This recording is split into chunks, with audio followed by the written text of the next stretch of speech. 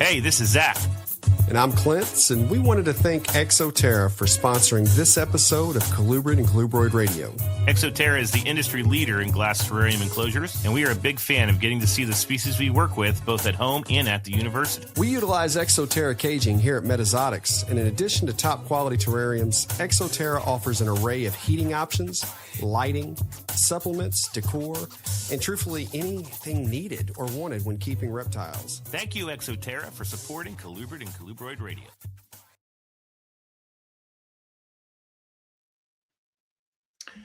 Hello, everybody. Welcome to another episode of CCR. We're up above 110 now, I think.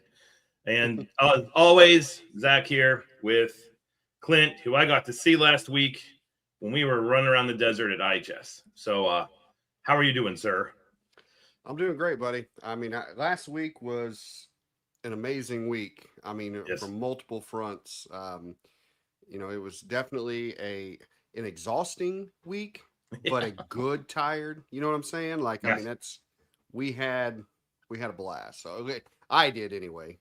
Both there at IHS and then in Atlanta. A show that I jumped over to get to. So yeah, it was an experience. So, as stated, 50th anniversary of the International Herpetological Symposium was held in Rodeo, New Mexico at Bob Ashley and Company's Chiricahua Desert Museum, which, if there is a mecca, if there's like a required place to go to pay homage to our, I will say it, discipline, you need to go there. I mean, it's the only place I know of, maybe on planet Earth, that has a museum dedicated to herpetoculture, for crying out loud. And in said museum, there are rattlesnakes and beaded lizards and brown oxybellus. I mean, it's just a phenomenal place. And we got to spend time with phenomenal people. I brought several students out. Our good friends Kayla was present. Craig Trumbauer was there. Gary Salomon was there. Roy Blodgett was there. I brought several students. Kush was there. Like, all kinds of people that are in our orbit were there. And it was just an excellent time. And much like Colubrid Fest. Talking about the people there. So many. Well, they had a freaking panel for the old time. Yes. I mean, that was phenomenal. It was crazy to look up on a stage, and on that stage see Kathy Love, Applegate, Craig, and many, many more. A monitor guy that I remember reading everything he wrote when I was in college on kingsnake.com. By the way, John Puff from kingsnake.com was there. Frank Reedus, if you're into monitors and lizards and ethology, he's an absolute blast to read his stuff. And I actually got to shake his hand, which is pretty cool. So, and then scientists, it was just, IHS is the perfect meeting for the people that watch our show, because it's the embodiment of what CCR is. It's the hobby. It's professional herpetology. The zoo world's present there. Conservation's just like the underlying theme. So I can't recommend it enough. And I need to say it now. The next meeting will be in late July of next year, and it'll be in New Orleans. So there you go with that. Actually, and there's two things that I want to make sure that we talk about, when it comes to IHS. First, as we just mentioned, it was the who's who, right, of the reptile community, and it was fantastic to see. I mean, there's so many of just the icons, friends, and so much knowledge in the room. But with that being said, the individual that I was the most, when I left, that had the most impact on me, that I was the most happy that I got to meet, was a young man named Omar. Holy hell. So Zac and I met him separately. And this young man, I think he's 12 years old. He is. And you want to talk about latching our hearts, because, wow. Zac, if you don't mind, I'll let you, because you met him first. So if you don't mind sharing your interaction with Omar, because you came and told me about him before I saw him. Yeah. So I think it was the first night, the icebreaker. Yep. And I don't know how to explain my interactions. A lot of you know me by this point in time, and large crowds, even though they're full of snake people, I still have to warm up to that environment. Clint, social butterfly, ripping through, and there's usually an element of him dragging my ass along the way. So I was in the hallway to the lecture hall that they have, and I don't remember who I was talking to, and I saw this kid kind of like come up and do that, hesitate and then go, and then about 2 minutes later he hesitated and go, and I didn't think anything of it. I thought at first I thought he wanted to get past me because I'm big and I was taking up too much space. And so I got done talking with somebody, and Omer came up to me and was like, Dr. Loughman, could you? And then he pulled out from behind his back my book, and it was dog-eared. Meant he had flipped through that thing 100+ times, and he was like, would you sign my book, please? And of course, I mean, that's why I wrote the damn book for people that wanted to learn and everything. And so I was like, of course I will. And all my anxiety just gone. And then I went and started talking to this kid, and I know he listens to the show, and I am 100% certain Omer is going to be one hell of a herpetologist, because we had a conversation for 35, 40 minutes after that. And I talked to a lot of, young people. That's my job, literally. And, some people are into snakes for one reason or another. But when this guy he's 12 and he's read Craig Trumbauer's book 2 or 3 times. And I knew he read the book, given what he was talking to me about. And I knew he read my book. And so I signed the book. And then another thing, props to his dad, who brought him down from Minnesota to the desert. And we kept bumping into them herping out in the desert. And it takes one hell of a parent. My parents had to deal with taking their kid out to look for snakes, and they didn't know anything about snakes. But we kind of adopted, into our group, Omer and his dad. And it was, he's a wonderful guy. I asked him if he had the new pine snake book that I reviewed, because he loves Pitchophis, and he didn't. So I went and bought him a copy, and at the end of the show, I gave it to him, and I said, like, this isn't my book, but I'm going to write something in there, and that's between him and I. But I will tell you, I hope he does what I said, and that's my secret message to Omer. But no, that's the thing that makes IHS great. It's the same vibe as Colubrid Fest, except for Colubrid Fest has a show, and IHS focuses a little bit more on the academic side.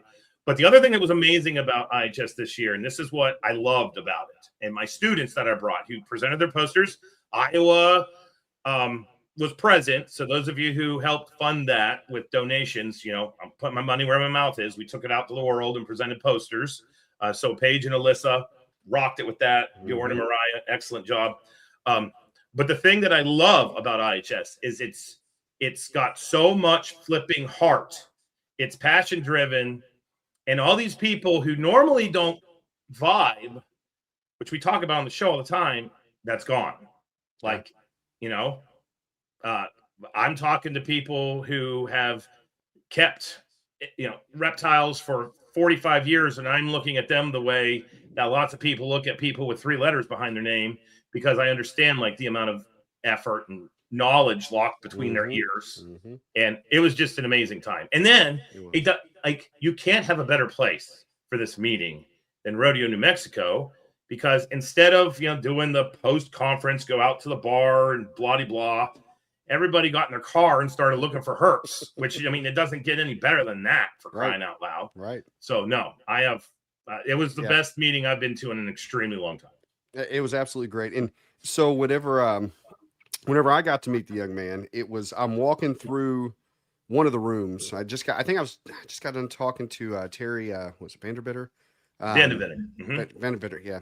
Just got done talking to him and was walking through, and I just, out of the corner of my eye, I caught a glance on him, and I knew immediately, because when he looked at me, eyes got big, and he made a beeline, and I'm like, I know who you are. I was like, but I know who you are. And he comes up, he introduces himself, and he proceeds to tell me how much he loves our show. He listens to it all the time. He was at IHS because of us, because of the show. I believe he was the runner-up for the essay, Yes, the Junior the Herbert Junior essay. Herbert. So, he wrote that, and I'm going to tell you, in that moment, it was like, it's a reminder that all the effort, all the behind the scenes, all the different stuff that we do, as much as this part that we're doing right now is easy. This is It's the easy. easy part because we just get here and we run our mouths, right? But it's all the stuff behind the scenes and all the different things that we do to make CCR what it is and the message, that we try to put out. There it is. This 12-year-old boy was in the middle of nowhere, New Mexico, surrounded by, these legends, and, he's going to become one day. There's no doubt in my mind. And I told you then, buddy, I told you to email me, stay in contact, because I certainly want to see where you go and what you do in this hobby. So that was amazing. The other thing I want to say about IHS, then I'll have something to say about the weekend. For those of you that are not on Facebook or missed it, as Zac mentioned, next year IHS is going to be in New Orleans, right? New Orleans, Louisiana. And it will be at that IHS that the reins are handed over, because our very own Dr. Zac Loughman is the president-elect for IHS. Zac will be the next president of such a prestigious organization. And I know that everyone told you this, Zac, and I absolutely mean it from the bottom of my heart. There's not a better individual out there to take hold of this. You represent this community better than anyone else I could think of. And I am so happy to see this coming to you, my friend. Yeah, thanks. Well, I mean, I'm happy to do it. I think I can do some good. I've had a lot of people reach out, and the $1 million question is, so when are you going to find time to do that with everything else you do? And my response to that is, my job, I feel, is kind of. He says my response and then froze. You froze up on us, Zac. Am I frozen? There you go. Try again. Okay. These damn camera. My job's to delegate and to surround myself with people that can do a good job and just, execute. And that's going to be my approach. But I'm 100% certain that I will be able to do that, because this is important to me, and things that are important to me, I make time for. And CCR is a great example of that. So, but no, I am honored, humbled, and can't wait. And I want to give some mad props to Mike, because Mike has one more year, and he pulled off an amazing meeting as our president. So biggest ever. Biggest ever. Like, he crushed it, and the board crushed it. And I also want to thank the board, because the board is the people that elect the president-elect. So thank you all for having faith in me. But we shall see what the future holds. And as you all know, Clint's not going anywhere, because I need a right-hand man, and he's already here. So I'll be right there to help you through every bit you need, my friend. There's no doubt about that.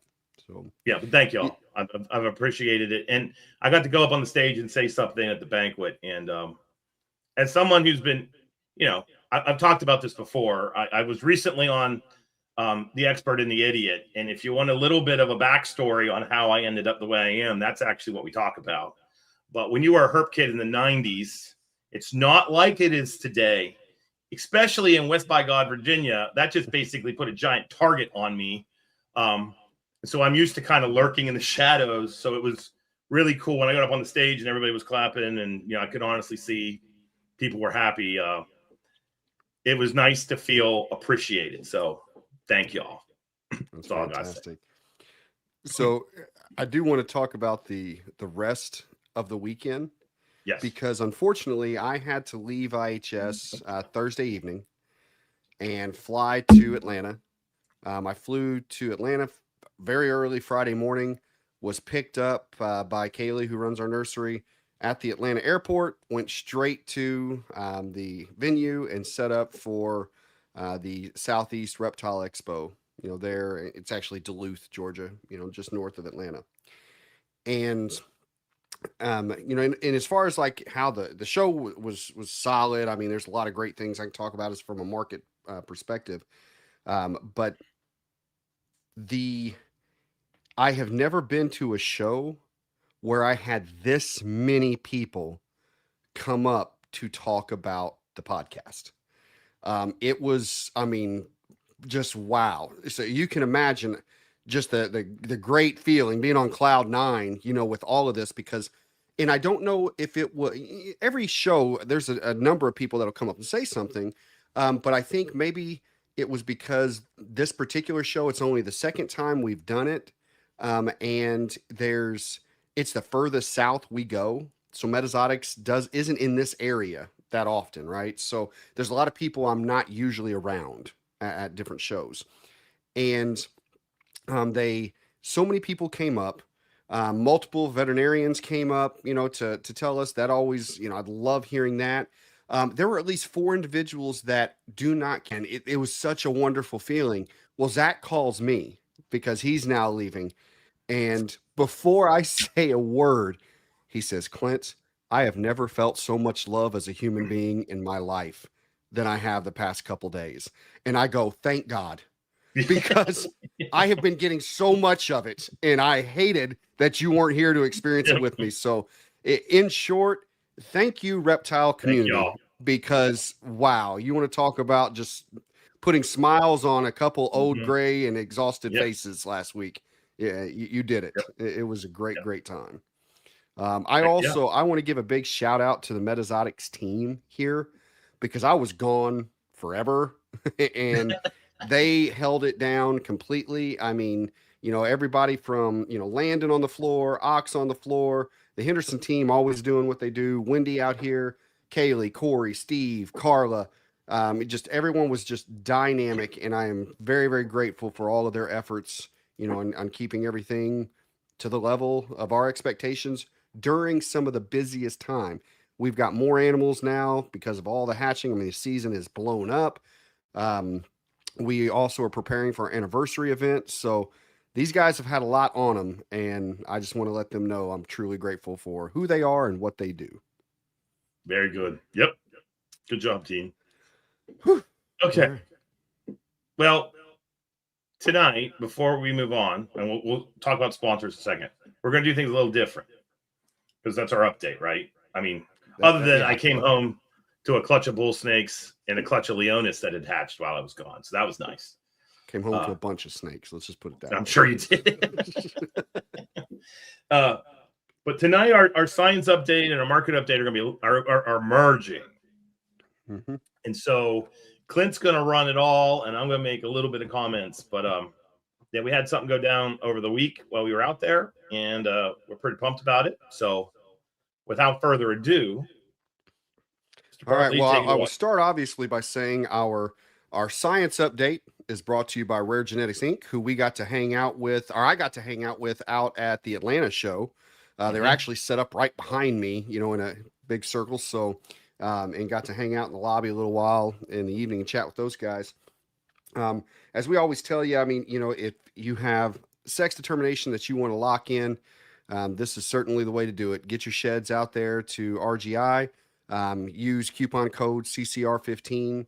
And that way you're going to get yourself a nice discount. You can also continue to save your sheds as far as colubrid morphs, get those into them so they can continue to build that database and so that we have more morph testing, you know, across the colubrid realm.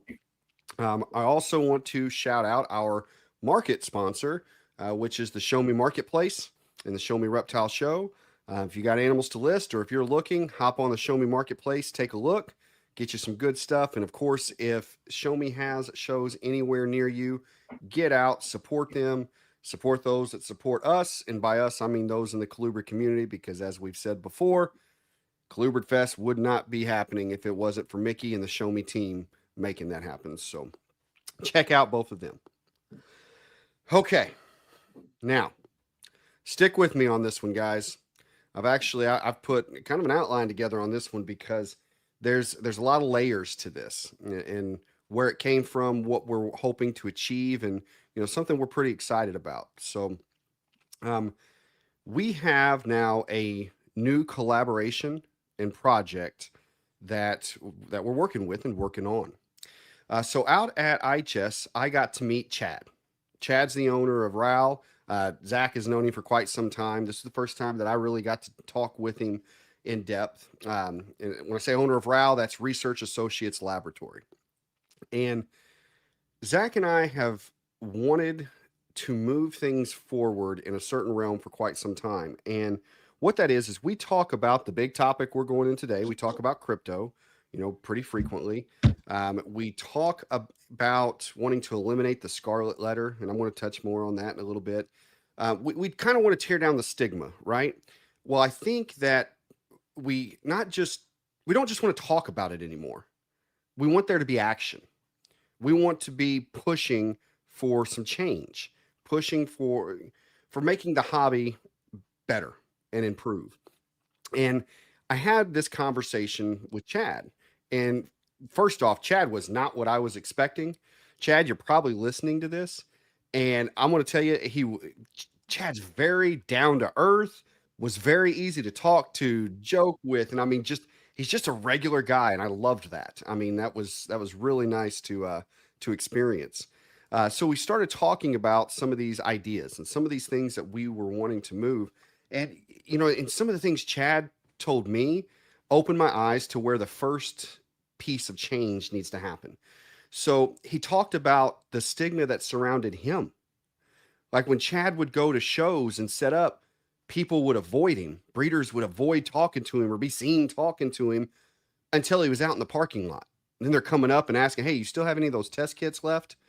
And it's like he was being treated like a leper, and that kind of told us, all right, so there's one of the big problems right there is there's a stigma around testing, around people knowing that you're testing, where it's almost like, well, if you're testing, there must be something wrong with your animals. And that's not the case. And so it's kind of like, all right, that's where we're going to need to start if we want to change how these things are viewed. We want to make a bigger impact. We want collections as a whole, the health to improve. And so that kind of began the ideas flowing. All right. And so here come the layers of kind of what we've come up with in this neat project that we're now going to be a part of. So first off, we'd like to formally announce and thank RAL for being the latest CCR sponsor. We really appreciate that, and we're excited. Thank you for joining the team. We appreciate it. The first thing that's going to do for our listeners, there's now going to be a coupon code. The coupon code is CC Radio. And really all you need to do with that is pretty large, so it's very visible. You need to just write that on your paper when you're submitting a test, if you're submitting to have anything tested through RAL.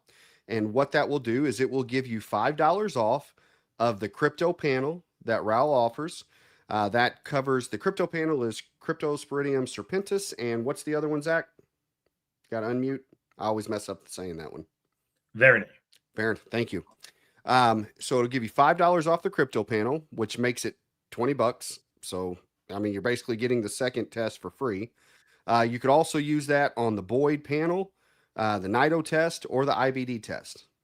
So $5 off right off the clip. Now, one of the things that Chad had mentioned is he has done these with others before where he's, kind of giving them a coupon code for a discount, and he really never saw much of them come back in. He never saw too many. I'm certainly hoping that that's different with us. And I feel that it is because I think that our listeners are the kind that want to know if there's a problem. And that's the other thing is it's like we're so scared to know. It's if we don't know, then it's not there, right? And that's where we have to change. That's where we're going to have to move on. And I'm going to talk about that whenever I tie this back down to the market in a moment. But that's your first layer. Here's the second layer, and here's where we're really talking about collaboration. RAL is going to create a new form that comes out with all of their test kits. This new form will have the CCR logo on it so that those individuals know that we are backing this movement. And it will also have a statement reinforcing the confidentiality of your data, meaning CCR does not want to know that breeder XYZ has a positive hit of crypto. That's none of our business. That's no one else's business but you, and you're the only one who's going to see those results. What this form is going to have is there's some statistical data that is already on the form being used, but there's going to be a little bit more now. And in short, there's 4 things that we're looking for: the age of the animal, the species, whether or not the test was positive or negative, and then whether or not the animal was symptomatic or asymptomatic. There's been studies on crypto. We're going to be talking about one today. And I think the problem that, at least in those that I have seen, is it's one thing to have either 30, 50, even 100 animals tested. But when you have the market being tested, I'm thinking we may be able to figure out things like, okay, this species goes downhill real quick with it. This species that has tested positive, they're typically asymptomatic. They seem to be more of a carrier than one that crashes with it or doesn't crash, very quickly. I just feel there's so much data that we may be able to learn about how crypto is reacting with various species, various ages, whether they're symptomatic, asymptomatic, whatever. And that may help us with some of the studies, that are going to be performed later. That's going to be for guys like Zac. Okay. This information is for him. All right. And we may be collaborating with others at some point to be able to continue to get more and more of this data from around the country. The next thing that we're looking to do, now this is the one that I need everyone to really stay with me on, okay? I'm going to be looking for veterinarian input on these questions. Now, please understand, with what we're about to ask, we are, and I'm saying this to our listeners, I'm saying this to the veterinarians, I'm saying this to everyone. In no way are we looking to replace veterinarian care. If anything, what we're about to look at here should encourage it. Okay? Now, in the same breath, I'm going to say we all know that reptile vets are far and few between. And there are so many areas in the country that they just do not exist. And the vets that we do have access to, unfortunately, some don't even know what to look for in some reptiles, okay, and in most. And that's not a shot at any. That's simply a statement of fact, and we all know it. So with that in mind, one of the things that we're looking to help RAL do is put together some panels. And here's what I'm asking our veterinarian listeners. If you can email me, and my email address is simple, metazotics@gmail.com. That's it, metazotics@gmail.com. If someone came to your practice and a snake had been regurgitating, what are the 5 to 10 top things that you think should be tested for? Now, there's things like, let's say, and I'm just going to give an example, not that it ties to this, but pinworms. Now, see, I knew, okay, hey, pinworms are something we should look at. I didn't realize how many species of pinworms there are. So that's where I need you to say, this is what I'm finding is the most common. If someone came in and this was, a snake was exhibiting diarrhea. Now, maybe you're going to tell me it should be the exact same panel for regurgitation and diarrhea. And if you tell me that, fantastic. If you think there should be something different that's looked at or tested for, tell me that. One of the reasons I'm wanting so many vets to respond to this is because I'm also feeling that you may see certain parasites or different things more common in one area of the country than in another. And so the more insight we have, the better off we are. 2 more types of panels that I think would be good for the community. The first is a new snake. If someone just got a new snake and they came, that's not showing any problems, they just got a new snake, and if you were going to run a fecal, what things would you want to look for, or what things do you think would be the most common found? And then finally, a field collected snake, a wild caught. If someone's got a field collected animal, what should they be running? What should they look for? Now, let me come back to what I was saying a moment ago. This is not to take the place of vet care. If you have a vet that knows what they're doing with reptiles, you should be going to them and walking through all this. But I also think that for those who don't have access to vet care, or let's be honest, most are not taking their animal to the vet in the first place, right? They're not even looking for this stuff. However, if we're now testing for this and something pops, you then get with a vet. And I think that even if a veterinarian may not be a reptile vet and know what to look for, if you're able to go to a vet and show them this is what has popped positive in my animal, I'm sure most vets can then do the research to find out how to treat for that issue. And that's why I'm thinking this can be a good step to try to bridge some of the knowledge gap that exists out there. And again, not to skirt veterinarians. It's not what we're doing. This is to help increase the health of the collective collection across the community, while getting us through where we're lacking, some skill set out there. So please, vets, again, metazotics@gmail.com. If you can send me this, I think it's going to be great because we can get these panels put together and have it save some money for some individuals, instead of them just throwing darts and trying to guess at what to test for if they don't have vet access. All right, now finally, and again, one thing I want to point out. So, RAL is who we are collaborating, with right now. The big push is to have testing performed. And so we want to make sure that you understand that CCR is telling you, if you have someone that you go through already or your vet does that is doing the testing, great. That's what we're after. Continue doing that. RAL is one that, we certainly utilize, and we think that this is the first in a collaboration where we can really make a difference in getting more animals looked at and to improve the overall health. So now, why is this a science and market update? Because that's certainly going to all kind of jump to the science side, right? Now the market. We got to change our mindset. And I'm talking about buyers and sellers both. As a buyer, we need to quit looking at the animal as simply its sales price.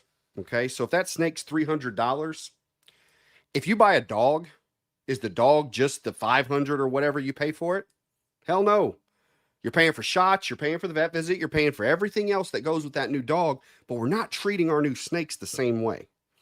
So if you're not the kind that's taking them to the vet, or you don't have the vet access, instead of looking at that animal as $300, at a minimum, it should be $320. Because at the very least, we should be getting that crypto test done. Now, we recommend multiple tests. Understand that. A negative is not always going to be a negative. And if you get a positive, double check it to make sure it's not a false positive. I mean, there's all these things that can happen. So we recommend multiple tests. But at the very least, we need to be doing that first one, because right now that first one's not happening in 95% of the cases. It's time for that to change. I'm now going to challenge the breeders. Don't ask, don't tell is not our way of thinking. Pretending that something doesn't exist is not how we should be. As long as I don't test and know, then I don't have it. No, that's not how we're going to fly anymore. And I will also say, if a breeder is testing, that shouldn't be they must have something bad in their collection. I don't want that. No, that's the breeder you should be buying from, because they're making the effort. They're making that effort. We want to eliminate the shadows. All of this has got to come in the forefront if we really, truly want to make an impact in this area. We talk about it all the time. We're talking about how it's transmitted. We're talking about what has to be done if you have it. But we're not talking about, we just need to be checking if we have it in the first damn place. As Zac says, a positive is not a scarlet letter. Doesn't mean you're a bad keeper. It means you now have something that you're going to need to deal with, and you can reach out to people to help you get through it, help you figure it out step by step. And again, as I said, a negative is not a guarantee, nor is a positive sometimes. But a negative is not a guarantee, but one test compared to 0 tests, it's a step in the right direction. Now, I'm going to put my money where my mouth is. The Metazotics pledge. Metazotics is about to be, we've already been testing, but we're going to begin a heavy testing regimen of our collection. And I'm going to say something that I think most breeders would never say, especially on a platform like this. We've got about 700 breeders back there. We're going to find something. I have no doubt about it. We're going to find something, and we're going to handle it when we do. But I want to feel that I'm taking the right step, that we are living up to what people expect of Metazotics as a company. In addition to that, all field collected animals, because we do work with occasional imports, all field collected animals will be tested, all of them, and a negative result will be provided to anyone who purchases a field collected animal from us. Again, one negative test is not a guarantee, but how many field collected animals are being sold with at least one negative test as is? We want to make that the norm. We want to make that the buyer's expectation. Acquisitions. So animals we get from other breeders for resale purposes. Of course, we have our quarantine procedures, and we will be randomly testing through there. We get a lot of them in, and while I want to say, I'd love to sit here and tell you we're going to test every one of them, that's not financially feasible, and we know that.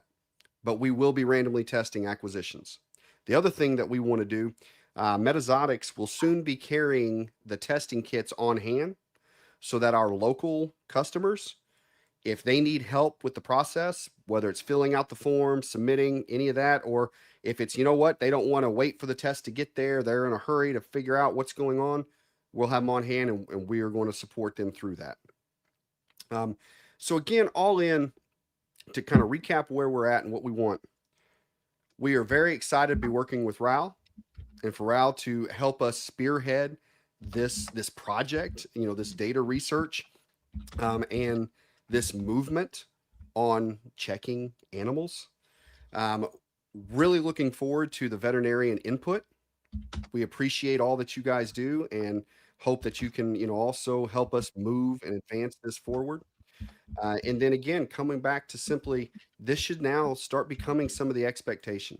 You can't always expect a breeder to do it, but you can value and you can vote for them with your dollar when they are the ones who are. But also as a buyer, it's on us and our responsibility to start treating these animals like we would some of our furry friends and giving them a little bit more of that attention to ensure that their health is where it needs to be. So we're pumped. Hopefully you guys are excited and see the value in this that we do. But that's the science and market update as a whole. Please, Zac, if there's something I'm missing or need to be added, fill us in. The only thing that I would say is that there's nothing wrong with a second opinion. Like we said earlier, we love Raul to death. But at the same time, if you have a lab you work with, you can totally use a lab. It's just Raul is working with us, and Raul wants to share the data. And Chad and company have worked, in the past with both of us, and we just saw an opportunity to kind of take this to a different level. And the most important message is what you said.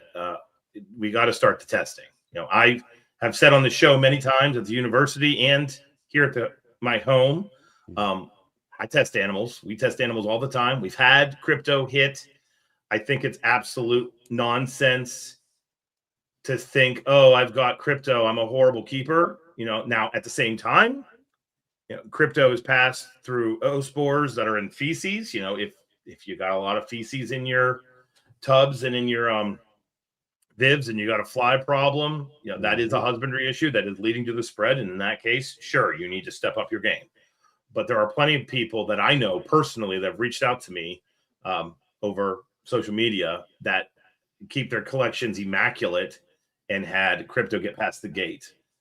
It's an important thing to know that with crypto, and I'm not going to get into the weeds too much, but there's some scientific episode. I'm still on jet lag. I'm still jet lagged, guys. There's some scientific evidence that snakes can start showing symptoms months after they actually contracted or they got the protozoan into them. And so we also need to be thinking about like our quarantine practices, like what constitutes a strong enough quarantine that irritates people when you say you might have to keep your snake not in the active collection for 90 days, half a year, maybe a year. This organism's so just now getting the attention it deserves, that the veterinarians, the pathologists, the scientists on the front line trying to figure that out, they're learning things daily, monthly, weekly. And I just think instead of us running away from the problem, it would be pretty cool if we ran up to the problem and faced it, Right. you know, and we can all help each other. And that's what we're all about. So that's my spiel on that. And the rest of our show is a great example of that when we get to our guests, because we're going to be talking about crypto pretty much for the rest of this episode. We are. Thank you for allowing me to stand on that soapbox for the last 20 minutes. Yeah. Well done. I'm going to turn it over to you. Let you talk for a little while now, man. Okay, cool. All right. Well, I think we're at a point where we can bring our guests on. So yeah. Well, our guest segment is obviously brought to you by ReptiChip. ReptiChip, we use it out here at Metazotics for anything that needs humidity, as well as for our nest boxes. Zach, I know that you utilize it for egg incubation. Great product, something we both support, something we're both fans on, and we absolutely recommend that you do the same. I think we also, since it's going to be really kind of a straight-in topic, let's go ahead and hear from our other guest sponsor as well, ZoomMed, because they're doing great things out there too. Heck yeah. CCR is proud to be sponsored by ZoomMed Laboratories. ZoomMed has been servicing the reptile industry since 1977, and in 1993, they introduced us to the Reptisot, the very first UVB bulb specifically for reptiles. In addition to boasting a 1,200-item product line, ZoomMed also has an extensive reptile breeding program, with many species being kept at their incredible greenhouse facility located in California.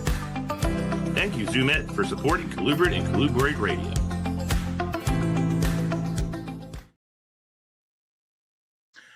All righty. Well, let's bring them to the stage. Okay. All right. So sorry about the zooming, guys. If you're watching this on YouTube, we're looking up Clint's nose again. If you're in your car, we are learning how to do hand signals to the cameras. Middle-aged men should not have to do this crap. So anyway, okay. I think we got it. We got it. All right. So brought to the stage about 10 seconds ago, and thank you for being patient dealing with us. We have the one and only Dr. Christopher Brown. Chris has been on Reptile Fight Club. You've been on a couple episodes of Snakes and Stogies, correct? Correct. Yeah. Frequent. Chris frequents Daytona and a couple of the bigger shows. He's met Clint at the Nashville, I think, show. Yep. But I like Chris because Chris and I's relationship is a direct product of this podcast. I don't think I would know he would exist, and he would know I would exist.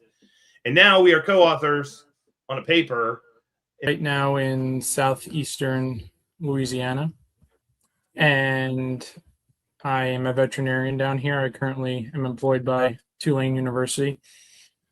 What I do and say today is not reflective of Tulane, although they helped me tremendously with and supported me with my project that we'll be discussing about, in addition to a couple other collaborators too. But so I'm in what we call the laboratory animal sector of veterinary medicine. Veterinary medicine has many specialties. Pathology, like Dr. Oz, that's one of them. Surgery is another. Internal medicine, dermatology, radiology. These are all just specialties of veterinary medicine, and you have the option to specialize and go on for further education if you want to. It's not mandatory. Most people don't, and that's completely fine. I actually didn't, and I kind of fell into this specialty in summer of 2021. So it's fun. I got a lot of experience with all sorts of species, ranging from your little mice to your monkeys and everything in between. And then I also occasionally will do private practice, like dog and cat and a little reptiles on the side too. So that's actually where I started off when I graduated from Oklahoma State University. Go Pokes, go Cowboys. Back in 2018, and yeah, I've been a vet ever since. Very cool. When have reptiles been a part of your life forever, or is that something that's come later in life? Yeah, like most. I'm a child of the 90s. Clinton was mentioning that earlier. And Zach, I know you love that era. It's the last good decade, honestly, before before the 2000s.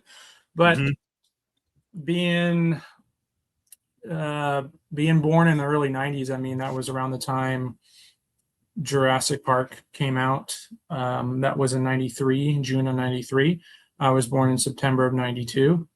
So that had a huge influence on my life and upbringing. I also was raised by very supportive parents who definitely encouraged my animal interests, which is also very important. My dad did keep not snakes, but some odds and ends lizards. I mean, the green iguana, yeah, everyone had, but I do remember Chinosaurus as well, Chinese crocodile lizards. There was a lot of things coming in the 90s. We had some fire belly toads too, which are still here, but they've gone up like everything pretty significantly in price compared to what they were back then. So did that, and then so I'm originally from New Jersey, which is pretty far from Louisiana, but I grew up not too far from New York City, and my local zoo was the Bronx Zoo, so I had quite a few. Nice.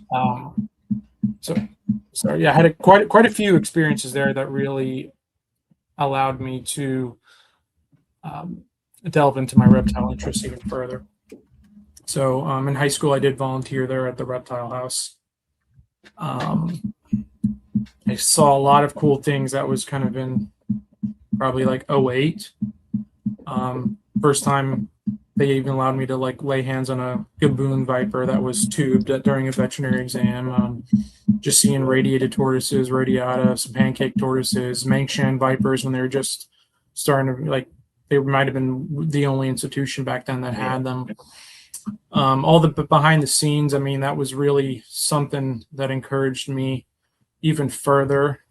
And then, I always had kept during that time too, but it really wasn't until I was fully established, making good income, bought a house with my wife 4 years ago, that I started just investing more into the animals and acquiring more here. But I've been around it for a very long time, and I'm always learning. I'm a clinician, but I'm not exclusively reptiles. There are some who do that. That's amazing. I wish I had that opportunity, but I still try to learn as much as possible. With you were mentioning earlier, Clint, I just want to give a plug for ARAV, which is Association of Reptile Amphibian Veterinarians. They do a phenomenal job with training and veterinarians and hosting CEs for us. And in fact, the in-person one is later this month in Philadelphia. They also have a Find Your Vet feature for individuals that are looking for veterinary care in the area. I think it goes from 5 miles to 500 miles. So that obviously is dependent on where you live. But if you're looking for a veterinarian who treats reptiles as a part of ARAV, that's a good place to look. I also I want to say too, a shout out to, there are a lot of vets that, when we say they're not a reptile vet, they do their damnedest.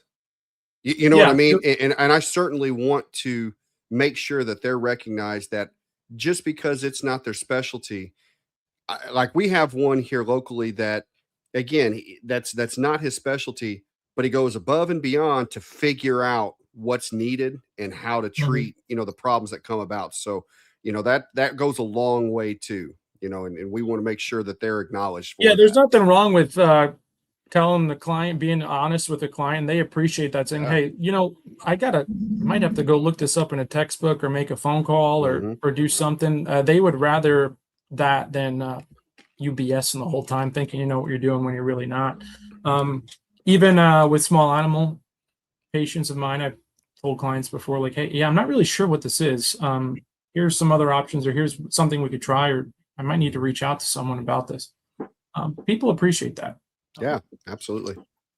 And, just one other thing for ARAF, for all the veterinarians listening or future vets, they recently, I just attended, I had the incredible privilege, you had to apply for it. Dr. Oz, who's been on here at Florida, has really spearheaded bridging the gap between, maybe that low level of information we receive in vet school and reptiles, and then just coordinating a conference or program with all the top reptile experts. This is for veterinarians, and you apply for it. It is a conference. It's a 1 week long crash course. It's all day. It starts at like 8 a.m. and goes like 12 hours, 5 days a week, the top experts in the field. And you get a free t-shirt. That was cool for signing up, and you get a bunch of CE credits, and you learn a lot. And I attended that. This was the second year they did it. Not many people know about it. In fact, I didn't know about it until I was talking to Oz about 6 months ago. And he encouraged me to apply and join it. I got into it, and it was phenomenal. It was virtual too, so you didn't actually have to like go there. You just sat at your computer and watched lectures all day. And usually during a conference, you get kind of bored within the first few hours after lectures. Most conferences I've gone to, it's tough to pay attention. I was glued to the screen the whole time. Even the reptile conference in person with ARAB a few years ago was here in New Orleans. That was another one I was just glued to. It just further reinforces that this is my interest. This is what I've always wanted to do, truly. And that's who I am. So that's kind of like the plug with that. And now I just get I have the support from, my supervisor, who's also a veterinarian. She sees my passion for reptile and even amphibian medicine too, and being in the laboratory animal space. We've had a lot of drugs come from reptiles or amphibians. A lot of research is going into them. I mean, my favorite is always talking about Ozempic. I mean, look from the Gila monster. I mean, I'm wearing the hat right now. It's just, that's a now $1 billion drug, and it's flying off the charts everywhere. Yeah. It's amazing, isn't it? The GLP-1s. I mean, then you look at one of my favorite stories is in the 20s. I think it was actually in the 30s. The first pregnancy tests were from Xenopus frogs, African clawed frogs. Xenopus laevis is the scientific name, and they would take female urine and inject it into the dorsal lymphatic sac of the frog, and if the female human was pregnant, then the frog would lay an egg. So that would confirm it. I never heard this. This is amazing. Yep. It's so fun. I just like talking about these random facts because it just shows you a greater appreciation. This is what you tell like the public too, that this is why these animals are important. This is why it's important to have them in captivity. This is why it's important that we do research. I mean, kind of the list goes on. I mean, the other famous one too is the ACE inhibitor drug class, which a lot of people are on to regulate blood pressure. That was started from actually like a Brazilian lancehead that extracted venom from that. I think it was both ROPS. It's like the Yayara lancehead. Yeah. It's a Bothrops species in Brazil, and that is captopril is the drug name. That's where really the class started, the ACE inhibitors. Amazing. So that's just one of many. There's like axolotls now are being researched a lot for, tissue regeneration and things of that nature. Frogs will always be. Reptiles just depends. Alligators historically, a lot of cardiac research went into them. Turtles and tortoises, I mean, the ability to withstand some freeze thaw cycles, especially in the northern turtles.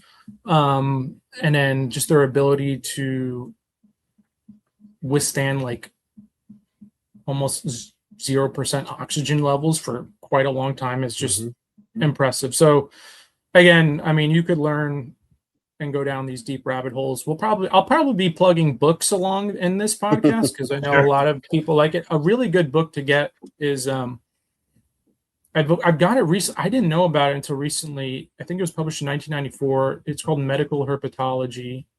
There's no photos in it or anything, but it talks a lot about that, the contributions. And then we recently co-authored a chapter in the Blue Book, which is kind of the Bible of laboratory animal medicine on reptiles. So it talks a lot about the research models in there. But Medical Herpetology is actually a pretty good book. It's not like a thick textbook or anything, so recommend that one. Real quick, I gotta say, because while I'm not the smart one on this show, Sure you are. there's there's a lot of guys like me that are listening to this, and we think, okay, we know crocodilians can slow their heart rate, so studying that makes sense. Axolotls, tissue regeneration, that makes sense. But I'm having trouble understanding how we're like, you know what? Let's take this lady pee and let's shoot this into this frog and see what happens. That jump, my math isn't mathing on it, and I can't put that one together. So. Yeah, I think it has something to do with like the physiology. I think it has something to do with like human chorionic gonadotropin and it triggering the frog to lay the egg if the female is human female is pregnant. You have to look that up more in detail. It is a very interesting story. I don't know how they were able to figure that out. I think it was like in the 30s too. But yeah, you just hear that conversation. It's like, hey, here's what I want to do. Man, I don't know. I don't know how we're going to explain that to anybody. So yeah, that's good stuff. Yeah, I kind of encourage people to look at like the medical significance or medical herpetology of reptiles and amphibians. There's a lot more than you think, and a lot more than we give. We don't give credit to a lot of these species, really. That's really cool.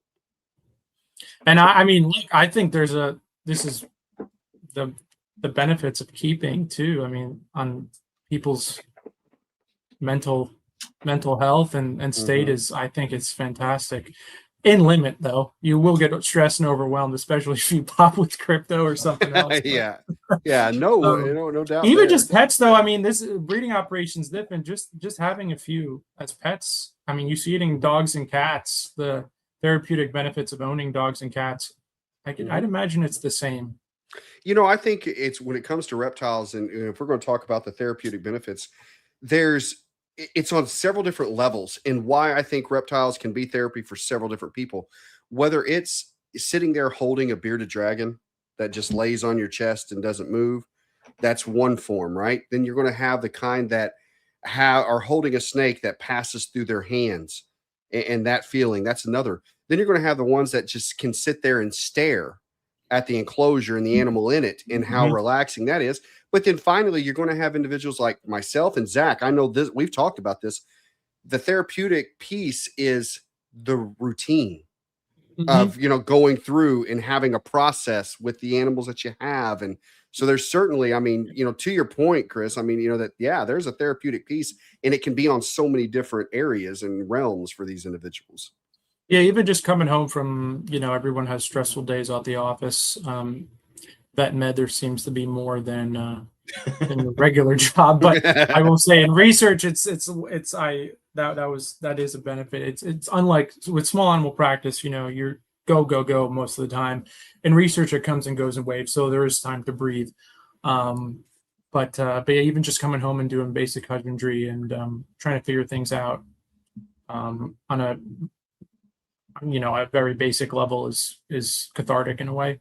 Yeah. So I I love it. There is a limit though too. I mean, we all have quite sizable collections, I feel like, at least on Yeah. this network right now. So there's a fine system of checks and balances, and it can get overwhelming at times. But even just trying to figure out like breeding of rare species, starting difficult juveniles or hatchlings, things of that nature, really, I don't know, make it meaningful. Yeah. All right. So I want to segue to our paper before we get into the science part. Yes. I just think it's cool for people to understand how scientists find each other and ultimately go from I don't know you, you don't know me, and now is it 2 years later, roughly? Yeah. 2.5 years later, boom, we got a publication on PLOS ONE that we're going to talk about. I even think it's before that. So I think it reached out in like late fall, like in November and December of 24. Yeah. So like quicker than that. Yeah. So just lay out why you had to write the paper.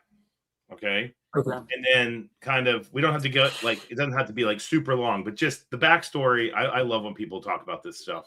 Yeah. And then how, we found Bogan and then we found the company, or I should say I said Bogan, then you guys found the company, and now we have this awesome paper that I am honored to be a part of. So, yeah. So I was talking about the ARAVE conference 2 years ago in New Orleans. It was right down the road from me, and I attended it, and I got to meet James. He lectured a few times, and I had gone up to him, and I knew about him going into the conference. And I did go up to him and just told him who I was. And, a lot of people will, talk with the lecturers during conferences. But I was able to just quickly discuss and say, hey, like, I'm interested in what you do. I know who you are. I would like to maybe collaborate with you and work down the road at Tulane. I know you're a zoo vet, but we could maybe figure something out. He said, yeah, email me. And sure enough, I did. And to my surprise, and this just goes to show of how good of a person he is, he responded back, because a lot of people won't. And I was just very appreciative of that. So then I knew he did a lot of work with crypto, and I know you had always spoke about crypto, and you had a pre-existing relationship with him because you two had collaborated on a few projects. I think at that time you were working on the sausage project for the Eastern Indigos, formulating that diet. So you always kind of encourage people to reach out if you're into science and collaborating. So I just reached out to you, and you're like, yeah, give me a call. Let's figure out a time. And that's kind of where it started from there. And we had so many meetings in between. And then we initially were going to do something very basic, and it kind of blew up to this massive project I never even thought was possible. And which, I'm going to give credit towards everyone here. I mean, I led it, but the brains behind this were, I mean, my dog especially, which is the lab we use out in California, the bioanalytics, the bioinformatics that they did with Dr. Mark Jakob and Yanina were just amazing. But I'll talk about that more here in a minute. But yeah, we just kept after it, and I needed to really, the whole point of it too was we had I need to say this.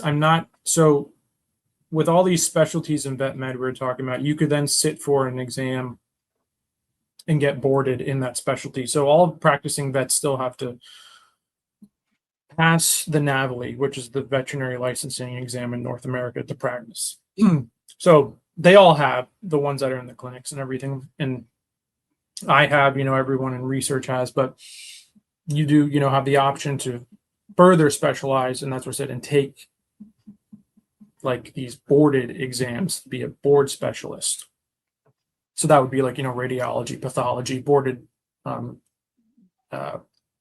laboratory animal medicines, for example. That's just like, this is another step that is optional. Not everyone has to do it. So in order for me to sit for this exam, because you don't, I didn't do an internship or residency, which is one way you can sit, but you regardless if you do an internship or residency or not, you still need a first author publication. So that's kind of where it started, and this idea generated from, and then doing some literature reviews and looking at some gaps, which reptiles is a lot. Oh, a ton. So we that's really like where it started, and then we just formed collaborations. James then referred me to my dog, and then I also was then referred through James to Matt Bueller at Auburn, who was helping out. So everyone really, it was a great task force, so to speak, and we knocked it out quick. I had a timeline too.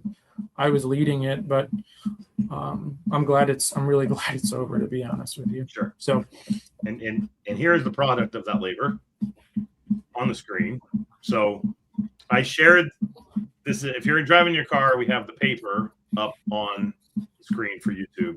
I shared a link in the Colubrid and Colubroid Radio Facebook group. Go there, you can get this manuscript we're going to be talking about tonight. And I'm going to read the title of it, and then I'll give the English version of it. So, cloacal microbiome variation in wild and captive eastern indigo snakes with and without Cryptosporidium serpentis infection. So what that basically means in English is we had access to snakes in captivity.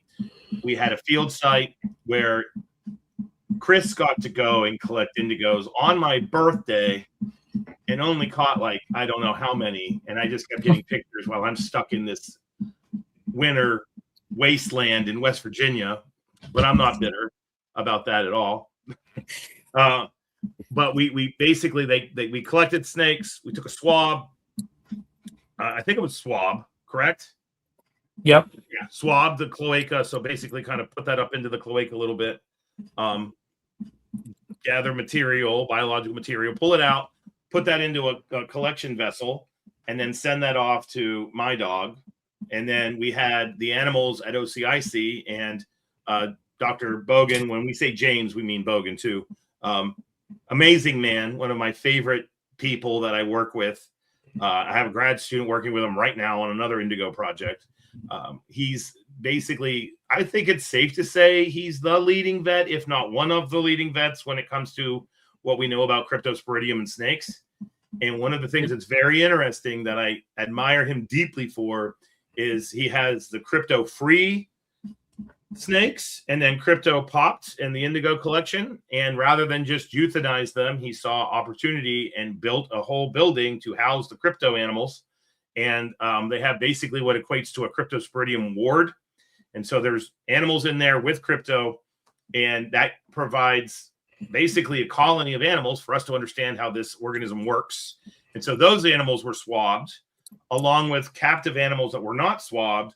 So we have these three groups: wild snakes, captive snakes, no crypto, captive snakes, crypto. And we can kind of look at the biology of and the community that's going on in the lower gut of these animals to see how crypto could be impacting the gut flora of these snakes. So that's my spiel. Do you have anything you want to add that I didn't? No, we could talk more about it now with the presentation I made, and I'll cover it in more depth. I understand that this is a pretty confusing topic. Don't worry, I was confused for a majority of it. And I was not a microbiologist by any means. I'm a veterinarian, but that's what I love about my dog is they are able to work with veterinarians and break it down and make it make sense. So yeah. Okay. If you look at the bottom of the screen, there's a computer with a plus. Yes, I see that. And then I'll just do share screen. Yeah. So we're sharing a screen right now if you're driving in a car. And if you're in a car, I do recommend that this may be one of the episodes of CCR that you kind of land at a computer, get out your phone, not while driving, and look at the figures we're going to be talking about, because it really kind of helps explain. And one of the things that was really interesting about this project is, as you'll see, the Cryptosporidium seems to be impacting the community, the gut flora community of what's going on inside the snake. And that's a pretty interesting piece. So that's what we'll be discussing here shortly. Okay. Okay. Do you guys see anything on your end or no? Yes, I see this. So maybe Okay. do the presentation view. Yep. All right. There we go. Boom. We got it. Okay. All right. Let me know. It's on the full screen, correct? Yep. No, we can see it. Okay. All right, cool. So this is similar yet different from the presentation I'll be presenting later in the month to veterinarians and veterinary technicians. But this, I wanted to just, simplify it as much as I could, because it is complicated and I want people to just take some things away from it. So like you said, we looked at the cloacal microbiome variation in wild and captive eastern indigo snakes with and without Cryptosporidium serpentis infection. I think just from here on out, instead of saying Cryptosporidium serpentis because it is a mouthful, I'll just call it crypto. And this was a collaborative effort with Mark Jakob and Yanina Krumbeck at My Dog, and obviously Dr. Bogan at the Central Florida Zoo, the OCIC, the Orient Center for Indigo Conservation, and then Matt Bueller, he was a PhD student at Auburn, and then we included Michelle Hoffman as well. She's one of Dr. Bogan's right-hand ladies that literally walks 10 miles a day for like 4 months during the winter months looking for indigo snakes at the research field site. She is amazing. So I wanted to recognize the work she does as well and put her up there. In addition to other people too, they help out. So basically with the reptile gut microbiome, you have a lot that goes into it. There's a lot of dietary and environmental input in there. It plays a pretty vital role in digestion and nutrient absorption, immune function, and overall health. Very similar to humans. It's also pretty dynamic and complicated, as we were mentioning earlier, and it is influenced by a lot of things like diet. Reptiles are ectotherms, right? So environment and temperature play a big role. Geography, brumation status, life stage, health status, even like the what they call physiochemical characteristics of the gut, like the pH content, oxygen content, viscosity, all this has an effect. And also, the anthropogenic disturbance as well for people, disturbing habitats. So this all plays a role. So this is a photo of, us obtaining a cloacal swab from one of our eastern indigos. This, I think, was the first one we caught when I was there. I went out there for a week. This was in February of 25, and caught quite a few. The weather was perfect that week. And we went to our the head starting site in the Panhandle of Florida, which is where they release the captive bred animals. And we use the cloacal swab because it's very minimally invasive. It is a good, what we call proxy or substitute for gut-associated microbial communities. But the microbial communities throughout the gut, starting from the mouth to the end, vary quite a bit. There's some research in other snakes that show actually the cloaca, because it is a shared space between the GI tract, the urinary tract, and the reproductive tract. And it also has environmental exposure too. That seems to be more reflective. They did a study in cottonmouths, I believe, in 2015, more reflective of the microbiome of the small intestine, essentially. Whereas like a poop sample is more representative of the hindgut or the colon, the rectal area. So didn't know that. Yeah, so that's just fun fact, again, we don't really know because this was a non-terminal study, right? We weren't euthanizing or dissecting any indigo snakes. That was not something I wanted to do and would be highly against the law. But I just wanted to let you know, the flora changes throughout the gut. So as we know in the wild, Eastern indigos are mainly Ophiophagus.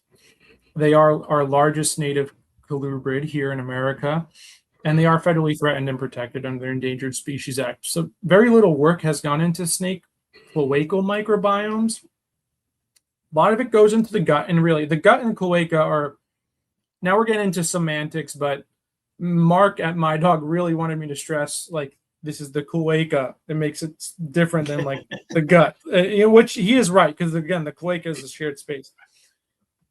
So, but really, the studies that have gone down previously have only looked at really the bacteria components of the microbiome, nothing else. So we knew that, based on just previous works, that it's, these communities can be potentially shaped by captive diets, rodents, avian prey, reptilian, amphibian, or fish prey, even the novel sausage diet. This is all, these are all factors that can influence the captive gut microbiome, which may obviously differ from the wild, because in the wild they're primarily eating snakes. So I think something else I just like to talk about is, why should we care? I think about this a lot with any research, is why does it matter? And it's so easy to say, well, yeah, because I like it and everything, but truly, like, think deeper than that. Why should other people care? And this is what I could come up with, and I think is powerful, is that, you have this is a threatened species protected federally. These captive breeding and head starting programs are vital conservation tools to ensure the wild success of this species. Captive microbiomes could potentially differ, right, from wild snakes. And without, we could be missing something, because so much in humans too, and mammals, which are different, I understand that, but this would be like comparative medicine essentially. But failure to have a good microbiome, especially in the gut, is known to cause a lot of chronic diseases in humans. And if we are just raising these animals and releasing them to the wild, and they're not thriving, or they're dying out there from, there's always going to be natural pressures like predation, and disease, roadside killings from vehicles. But they could be way more susceptible if they're missing these key microbes in their gut to disease, which then leads to failure to thrive, which then leads to poor adaptation after release, right? So the long-term goal was to improve conservation management and reintroduction success. That's why this matters. This is like the true core.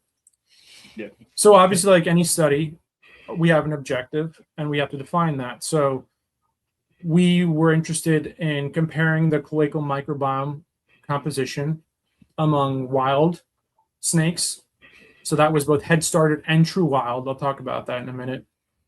Captive crypto-negative snakes, and then captive crypto-positive snakes. Again, Dr. Bogan has this unique situation where he has essentially a test colony that he could go in and try to experiment with, essentially, ethically, to figure out what's going on here. How could we learn more?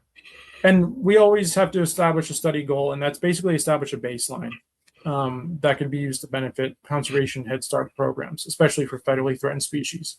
Like any experiment, you need your hypothesis, or hypotheses in this case. So we hypothesized that each study group would possess a distinct microbial community, but wild snakes would be greater, have more diversity, and then the crypto-positive captive snakes would exhibit pretty significant microbial alterations.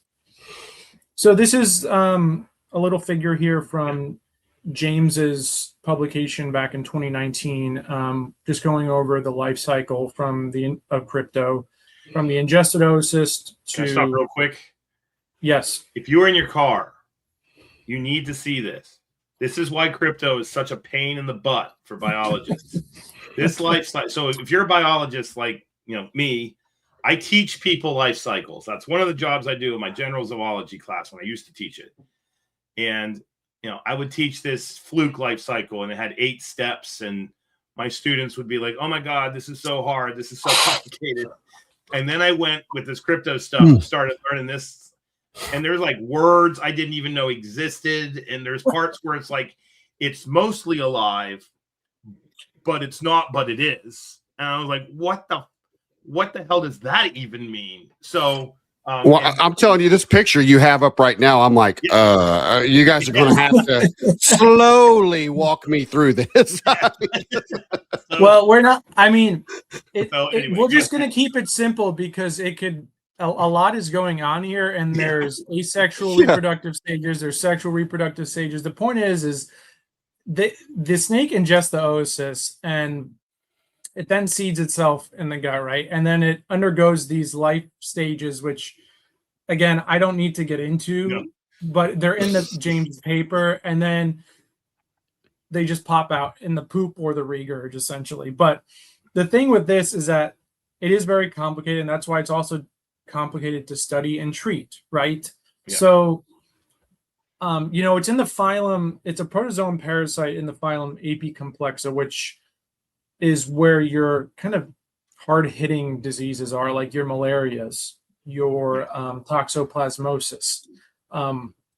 They're a group of parasites that does a lot of damage, and crypto is no joke.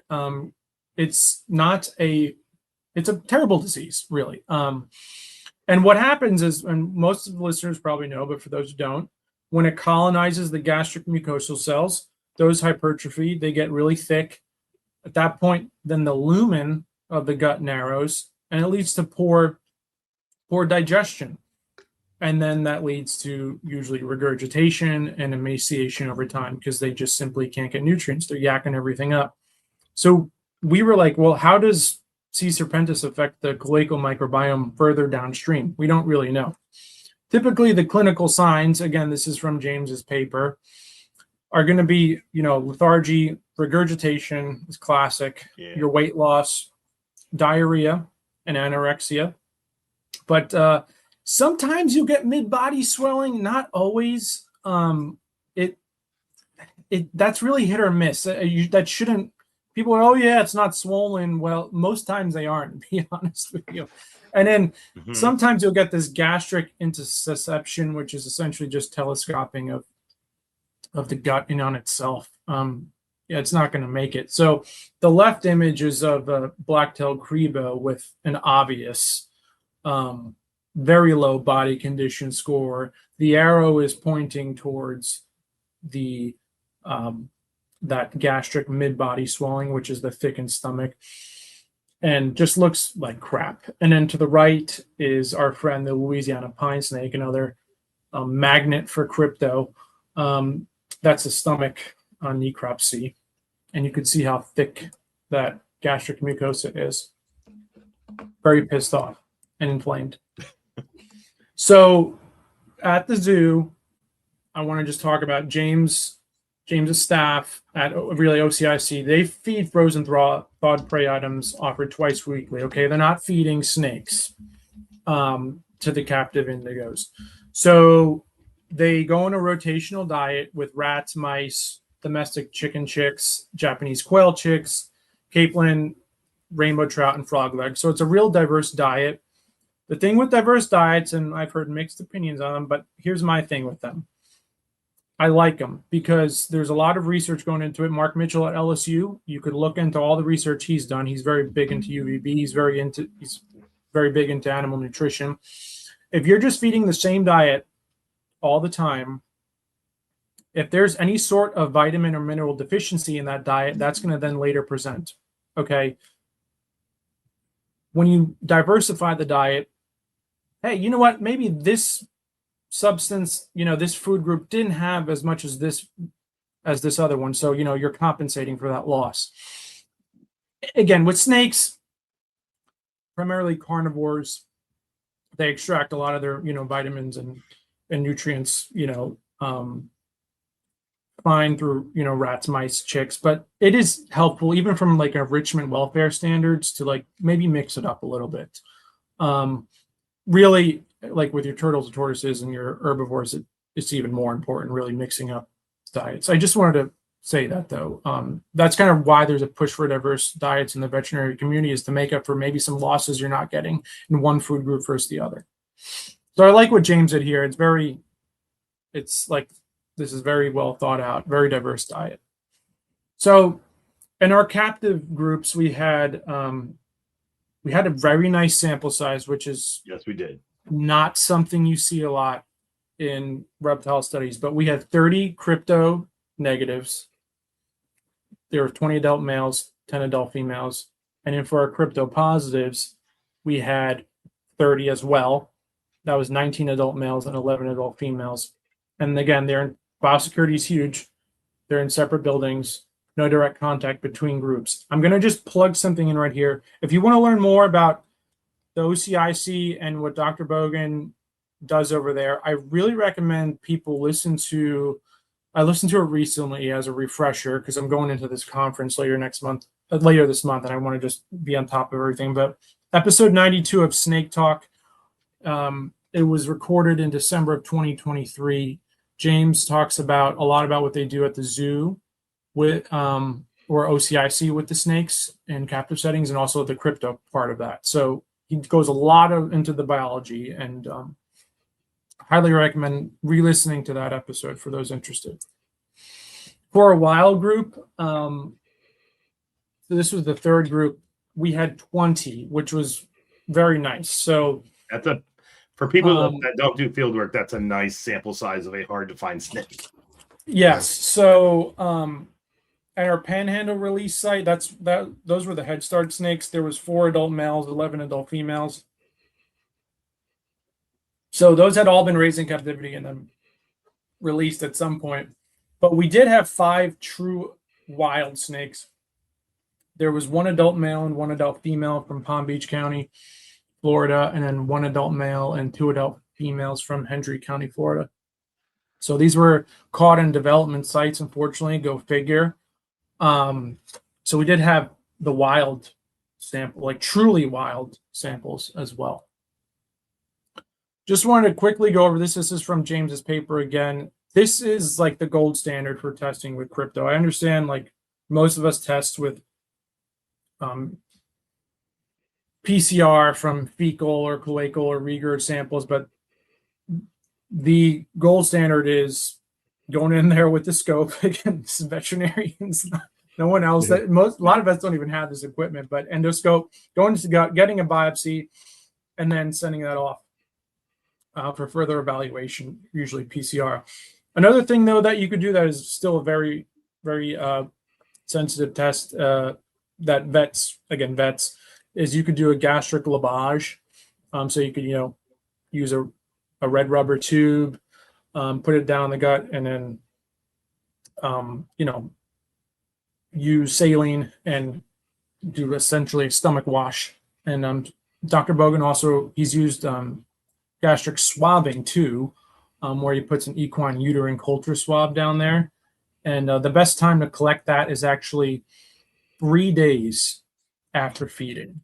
And it's also probably a good time to, if you're going to collect a poop sample, to do that as well 3 days after feeding, or whenever, or a cloacal sample. I guess sometimes you could milk it out, but usually indigos poop pretty quick. It's usually out in 3 days. I guess 4 days is fine. That's how we can tell you're a vet, because you just said so nonchalantly. Sometimes you can milk it out. Yeah. Sometimes you can just milk the turds out. Yes. Or just use the you could just use the regurg as well. That's also another, like the regurgitated food item. But you don't want that sitting there for 2 days either. That's not a good sample. So So yeah, then we ended up collected the sample, we put in this like buffer solution and sent it off to my dog, and my dog did all the fancy bioanalytics on it. So here's what we ended up using. We use what they called shotgun metagenomic sequencing, and this is where I'm trying to I really need to keep this simple because this is where it gets confusing. But the point is all these organisms in the gut, they just blast them apart. And there's just like this DNA all over the place. And it's a DNA sequencing method used to analyze all DNA carrying organisms, from bacteria to fungi to DNA viruses to parasites, in a sample. Really big, broad spectrum microbial detection. You could look at species and strain level classifications on this higher taxonomic resolution scale. Like, I'm sure, Zach, you're all into that. Functional genes, which are these genes that organisms have that maybe that like play a biological role. Like maybe some organisms will, bacteria create biofilms, and that's important to know, like what those genes are. Just like it's very, very in depth, but there are some cons to it too, right? So like it gives us a really great overview, but it is expensive. It is lower sensitivity and specificity than PCR. So when I say sensitivity and specificity, every single test out there has a sensitivity and specificity. To keep things simple, because it is basic biostatistics in a way, but just for everyone's knowledge, when we say sensitivity, that's the ability of a test to pick up on the true positives. That means the animal's truly infected. When I say specificity, that's the ability of a test to pick up on a true negative, so the animal's truly negative. Okay. PCR is great for that. Like, so it is, because it's way more like you're just testing for one thing. Whereas what we did, this shotgun metagenomics, just tested for like everything. So, it is also like the disadvantages. It's very complex. You need like someone who's very well trained and versed in bioinformatics. You need like reference databases. So this is where my dog, and specifically Mark Jakob, just brilliant man, PhD, just helped me so much and was able to interpret this for me and run all these tests for us that we wanted to. And Yanina as well. Yanina runs my dog. When we talk about diversity, you could talk about many different ways, but this is what we looked at, was when we talk about alpha diversity, that's basically measuring the diversity within a single sample. So it looks at species richness and evenness. And then when we talk about beta diversity, it essentially measures the differences in the composition of microbial communities between groups. Okay. So this is just an example online, like of a human, like of the mouth. You could see, the bugs in there, so to speak, the germs. And that's just measuring the alpha diversity is the species richness and evenness in there. And so other images is now comparing the two. Okay, from maybe the skin or urogenital tract, but it could be also groups, right? Like we could just use like the crypto-negative and crypto-positive groups, and our wild groups. So it's really however you want to work it. But point being is, the more different samples are, the higher the beta diversity value, and the more similar they are, the lower the value. So it measures the community composition. All right, so now the fun part that everyone's been waiting for is the results. So again, we did shotgun metagenomic sequencing, right? So we looked at everything. So anything with DNA, which was a lot. As you can see, this is a relative abundance plot here. And bacteria blew everything out of the water. In all three groups, it was totally dominated by bacteria. But then we could, filter that down more. So we then ended up, just for alpha diversity, and this is something. So really it was the diversity, overall microbial diversity, we looked at between our captive negative crypto group, our captive positive crypto group, and our wild. And the diversity was actually fairly consistent between the captive snakes, regardless of crypto-negative or crypto-positive. Wild snakes, though, did have a greater microbial alpha diversity than captives, and it was significant. So it's pretty cool, right? So it is more diverse. That's what we expected. That's what our hypothesis. That's what we predicted, and it was being supported. Okay. Then there's beta diversity. Now this is going to look super complicated, and it is. But the point is that we had significant beta diversity differences between all three study groups with that p-value of 0.001. So all I'm going to say about this figure here is that a lot of complicated mathematics went into it that I did not do. That was Mark. I didn't do it either. But the point is, yeah. So the point is you see the lines all over the place, and those lines are driving the difference to what make the taxa truly different between the other groups. If you look at the bottom right, that's mainly our wild snakes, those blue boxes. Those bugs down there are driving that microbiome over there, the difference. So you can see the crypto chipmunk, which we'll talk about in a little bit, was driving that difference. And then you also have the differences in our positive and negative groups as well. Specifically, we're going to focus on, for our crypto positives, a couple of Aeromonas, Hydrophila, Edwardsiella tarda, and then Trichosporin acai. And I'll explain what all those are. But just realize we did have significant beta diversity differences too. Can you go back to that one real quick, just so I can tell people in a car? So, yeah. And people looking at this. So if this kind of plot, it's used to see if your different groups are basically, things are driving them to similarity or driving them to what we call disparity, or again, like to different places. So if you get a plot like we're looking here, where you don't need to be, you can be a math phobe like me. All you need to be able to do is see that the orange triangles are mostly in the upper right, though they're kind of down the lower left, which was the positive snakes for crypto. The negative snakes for crypto are in the bottom left-hand corner, and the wild snakes are in the bottom right-hand corner. And the fact that we have these, what we would call clouds, and they're kind of in different areas, that's letting us, the researchers, know that the flora is different between these groups. And the different thing in the captive snakes is whether you have crypto or not. So basically, crypto could be, we got evidence to support it, could be driving what gut bugs are in your snake.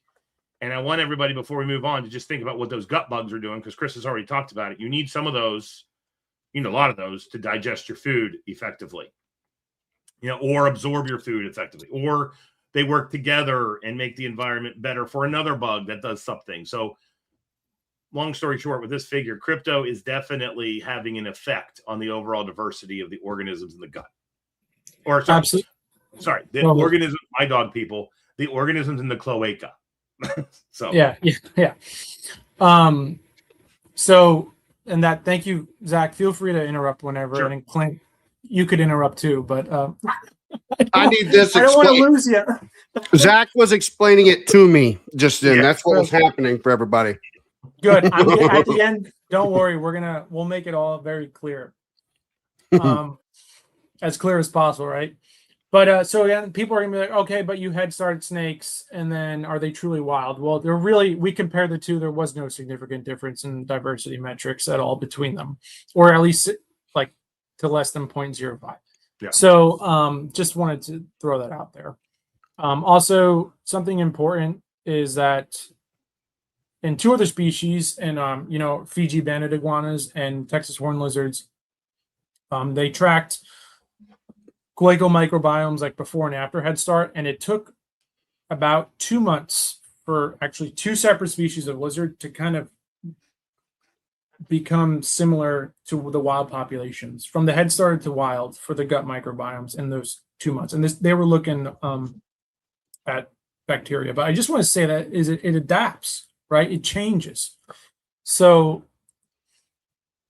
again, this is now, we're just looking more of our bacteria taxa here. And you could just look here. So we already spoke about this relative abundance graph on the left, but on the right here, Again, look at this is so diverse, but we have just look at the groups here. We have crypto negative, crypto positive, and wild. And again, if you're in your car, I really recommend just don't drive and watch, but pull it up on YouTube and pull up the paper. And we could see that bacteria, overall here on the left were the dominant kingdom. And then this just breaks it down even further. So you could, the taxa were pretty conserved among all three groups. However, you do see more, salmonella in the crypto positive group. You do see a little bit more diversity in the wild group, and this is bacteria related, right? So again, just things to take into account. Is there having an effect?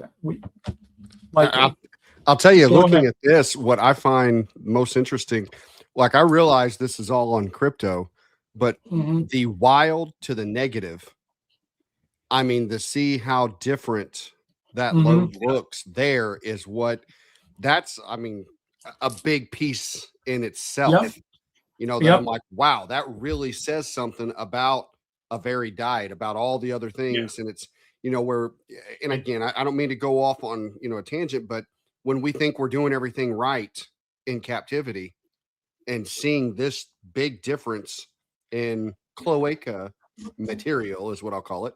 You know what I mean? Is this buildup. I mean, that says something, about it does. And I mean, a limitation of the study was this was not a serial study. Like we weren't sampling throughout different time points. I wish we could do that, but funding is not unlimited. So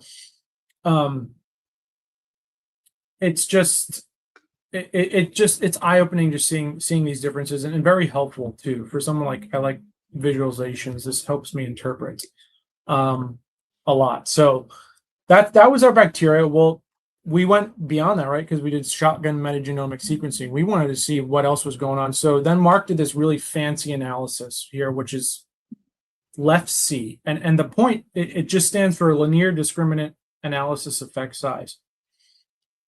I don't need to go into the deep dives of this, but just all you need to know is it's a statistical test used to identify microbial taxa that are significantly associated with one group compared to another.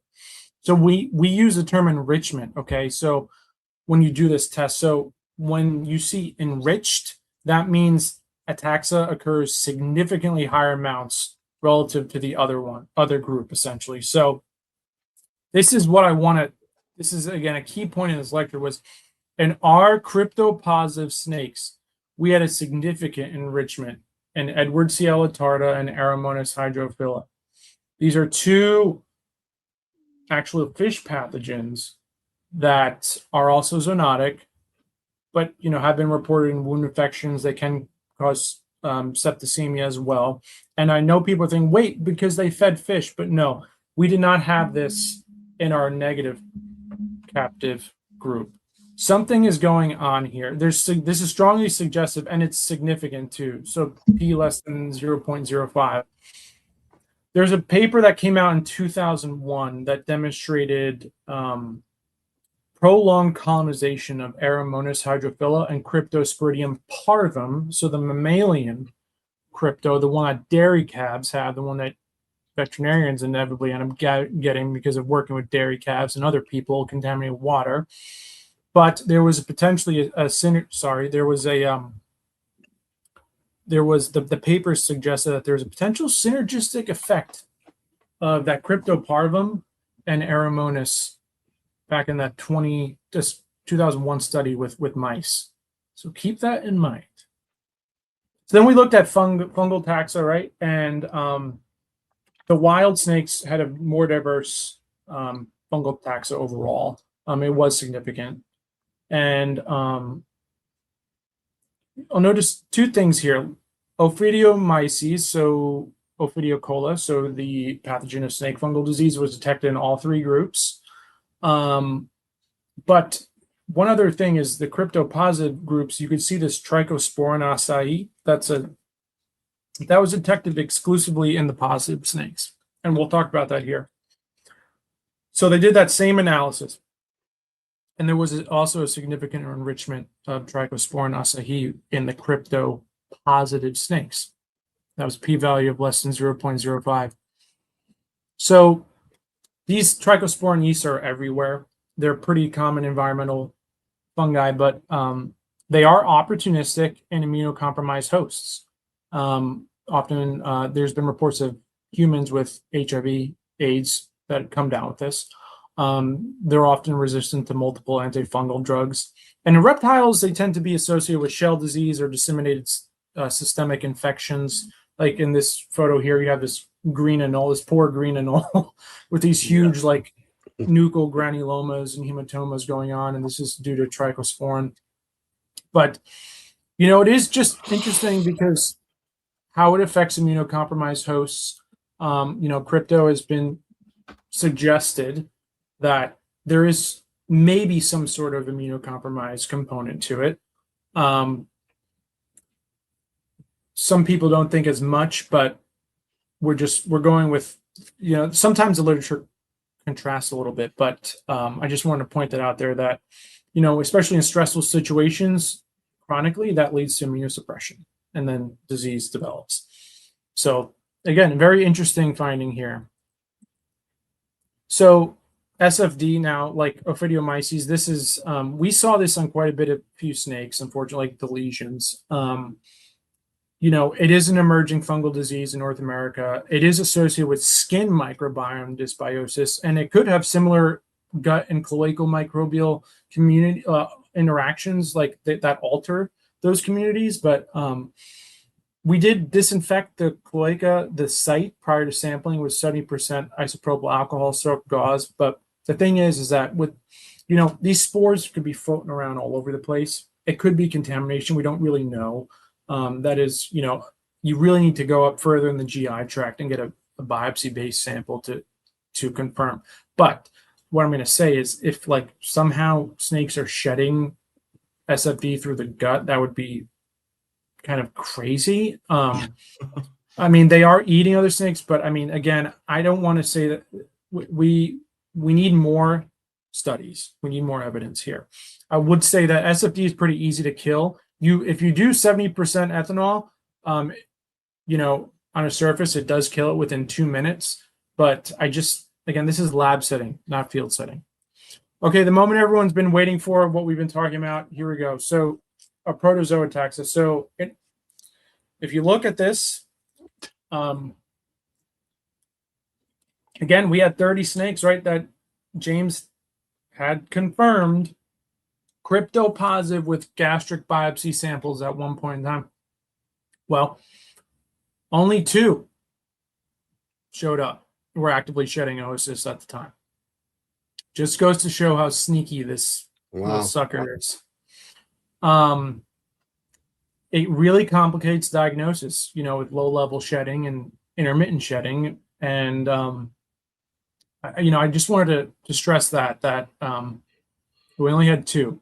Now, again, I would have loved to compare this with PCR, like, you know, you're talking about earlier, Clint, with Rawl or University of Florida or another lab, because those, again, are more sensitive. PCR is a little more sensitive, but it's still pretty remarkable here. And then, you know, we can't not talk about our wild snakes having crypto chipmunk LX 2015 and crypto hominis, which is actually crypto chipmunk is a crypto is a crypto of chipmunks, and it is zoonotic, and also cryptosporidium hominis is zoonotic as you know, that's the crypto that affects humans. This likely was picked up you know, by either a rodent diet in the wild or a snake that ingested a rodent, which then had it, that then the Eastern indigo ate. You don't really know, but just wanted to point those out there. So can I say something real quick? So if you're wondering, if you're listening, like, what the hell do they mean crypto chipmunk? So when this is the taxonomist to me speaking. So like I always joke on the show occasionally whenever we talk about crayfish that like I'm one of 9 people, which actually isn't a joke. 9 might be a stretch. I don't even know how many people are describing crayfish. Like we just had one published last week while we were in at IHS, right? Think about listeners, how many people have dedicated their lives to describing cryptosporidium species. I don't even know if there's anybody that's dedicated their life to describing that, but there are people out there doing this kind of work. So what happens is, if you just say we got cryptosporidium, you've got to put a label on it somehow so that everybody knows this one was found before. So in epidemiology, the way you do it with these kind of rando wild diseases, I should say diseases, organisms, is that you just simply put the host of where you found it. So that's why we say cryptosporidium chipmunk, and then LX-2 2015. That could be like the year it was identified. I don't know. It could be a bio, indicator of the type or whatever. But that's why we're saying chipmunk. Is this crypto was probably first identified as a chipmunk. No one has gone out and formally described it and given it a Latin name. And I've talked on the show before about the one time we were able to get crypto when we did our PCR at West Liberty. And we did this thing where you can compare it to all the sequences on this thing called GenBank. And what we got back was like cryptosporidium species 1, 2, 8, 15, 20. I mean, it was like crazy. And that was my boom moment of the scientist in me was fascinated. The herpetoculturalist in me wanted to go lay down on the center line of an interstate and end it all. Because there were so many cryptos in there, and none of them were Serpentis or Verinae when we got it to work. So just know that's also why we talk about antigen tests, which are these really cheap tests that you can get, and you do this like add a little bit of this, add a little bit of that, add the poop thing. All of that is looking for is crypto. So if you look at this graph, or we got 1, 2, 3 species of crypto. The blue one is the one that's negative. You could have crypto hominis in your snake, and that would pop positive for crypto, and then you're going to freak out, and it's not pathogenic to the snake. It's not going to hurt the snake. It's not even going to tickle the snake. So that's why these very specific tests that actually look at the DNA and can put a label on it, like a taxonomic name or cryptosporidium taxonomic placeholder. That's why that level of testing is important, because I have had some people, not bashing vets, but I've had some people reach out to me and they were like, well, my veterinarian did this crypto test to see if crypto was in there, and it was the antigen test. And that's, you just got to be a little bit careful with that.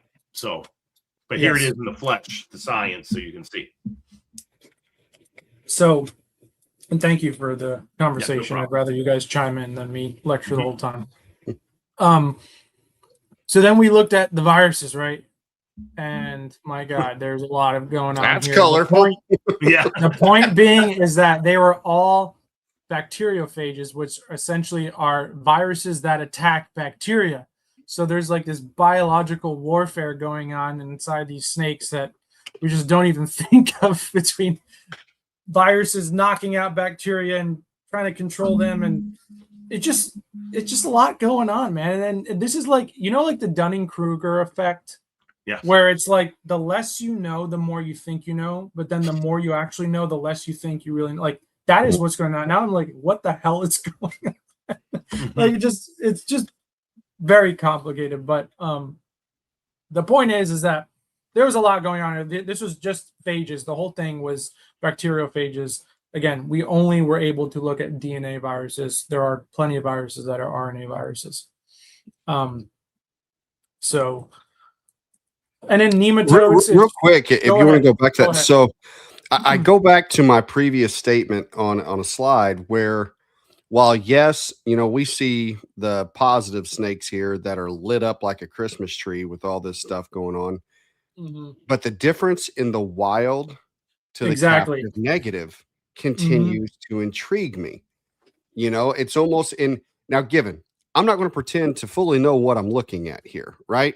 But it's almost like, would you say that the negatives are showing so much more going on than the wilds, because the wild's not living in forgive me for giving this analogy, but a small box, where it's not able to get away from so much of this stuff. It poops while it's moving and keeps moving, and it's not circling and around it. And it things could like also just be due to the types of bacteria that were already present. Because again, like these viruses are attacking the bacteria inside the gut.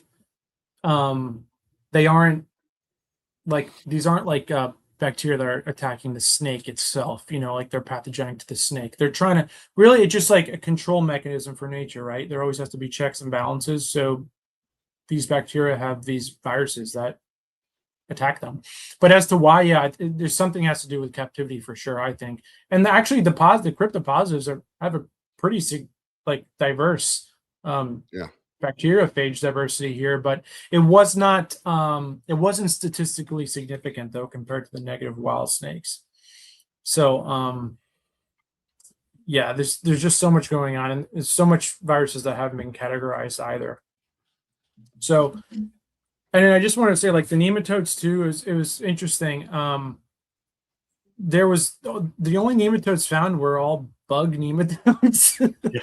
These are worms, like reptile. Yeah. So obviously the wild snakes were more diverse, which makes sense because the rodents or the other snakes, just like the cascade of prey items moving their way up. But I just wanted to point that out, which I thought this was going to be more exciting, but it wasn't for nematodes. So really, just like to just sum it all up, our conservation applications. So like we could use metagenomic data to complement, our traditional genomic conservation tools. And I think that's important because this microbiome monitoring can help, captive husbandry practices. Our reintroduction success, the disease risk, and also population health, and incorporating this data, this microbiome analysis into conservation management plans for, our wildlife that are maybe struggling may benefit species both in captivity and the wild. And as we spoke about, the wild snakes did possess distinct microbial communities compared to captives. There are quite a bit, we could talk about the limitations of the study. I wanted to just highlight, one thing, in that so many of these reads could not be classified because we ended up calling them dark matter because they represented novel or undescribed taxa. Like we had no idea. So this is like why we need to keep doing research, is to further assess this. What we just saw was a very small microcosm of what is truly there. And expanding these databases will improve, this future taxonomic resolution. Obviously it would have been great to, take environmental samples as well, alongside these, our colloidal samples. But, the core microbiome tends to stay the core, it tends to be pretty conserved. So it may not have mattered that much between individuals or species.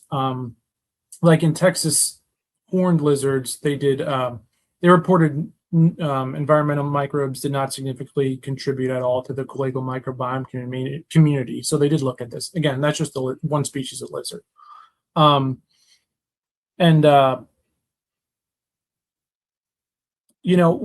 couple of things I just wanted to mention out there is, we didn't test for Varani, Cryptosporidium varani, because we don't have a reference genome to look back on yet. So that's pretty important. And then one other thing was we had to use, so the genome for Eastern indigos actually has not been fully synthesized yet either. So when you do all this, when you're looking at all this DNA, right, you have a library and then you start filtering things out.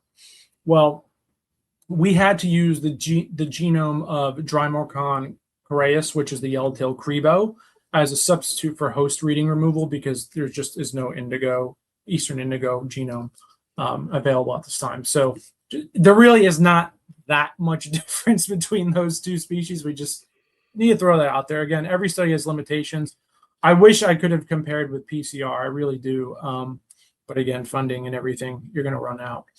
But overall, this is what I want to focus on now, finally wrapping up, is okay, we just went through this whole lecture, tell me some real world applications, make it make sense for me and how I keep. So first of all, a lot of these organisms, whether it's crypto or something else, you have multiple pathogens involved, okay? Especially when we're looking at the clinical signs. It's not rarely just one thing. For our crypto positive snakes here, right, we had 3 things going on that were significantly enriched. We had Aeromonas hydrophila, Edwardsiella tarda, which are both bacteria, and Trichosporin acai. Those were all significantly enriched in our Cryptoserpentis positive captive snakes. The second thing is captivity and vice versa going in the wild. That alters the gut microbiome or the cloacal microbiome, whatever you want to call it.